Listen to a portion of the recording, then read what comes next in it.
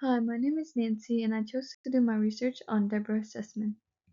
Deborah is an environmental graphic designer, among the first who combines graphic design into a built environment. She calls it graphitecture or urban branding. She takes great pleasure in connecting things in her life to not only express herself, but also to inform or inspire other people. She was born in Brooklyn, New York on May 26, 1931. She attended the Arts Students League and drew for her high school's arts journal.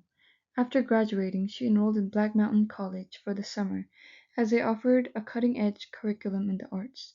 She also studied with a few famous musicians and painters, such as Franz Kline. She then transferred to Bard College to study painting and performing arts. A semester later, she decided to transfer again to the Institute of Design in Chicago. There she saw Charles and Ray Eames' presentation, which influenced her decision to go into design. They were her second biggest influence after her parents. Her dad was a commercial artist, while her mom was a linguist. They were the first and biggest reasons Deborah developed interest in art. Here we have the chronological timeline of the main events in Deborah's career. At age 22, she was chosen to intern at the Eames office in Venice, California. There she stayed for around 6 years.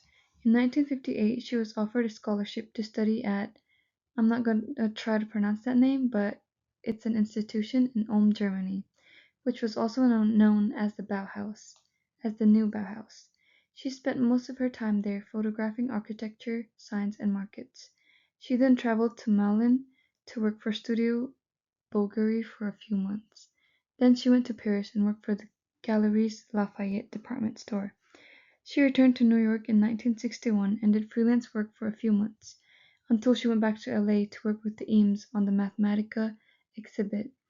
With all of these experiences she gained lots of skills such as toy design, packaging, photography, film, print media, exhibits, signing, color, and showroom design. After a while, she started her own business named Deborah and Company, which was later changed to SP and Company after her husband joined. In 1984, both she and her husband, alongside the Jurdy Partnership, led the design team for the LA Olympics. Here are some of the Olymp designs for the Olympics.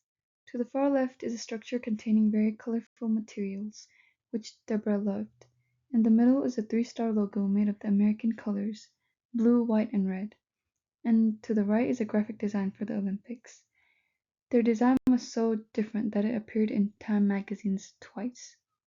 This slide contains works that were in her exhibition, Sussman Loves Los Angeles. She had a love for color and details, but also knew how to stay conceptual. Unfortunately, Deborah passed away back in August 2014, but her works will always be remembered. Here are my sources, and thank you for listening to my presentation.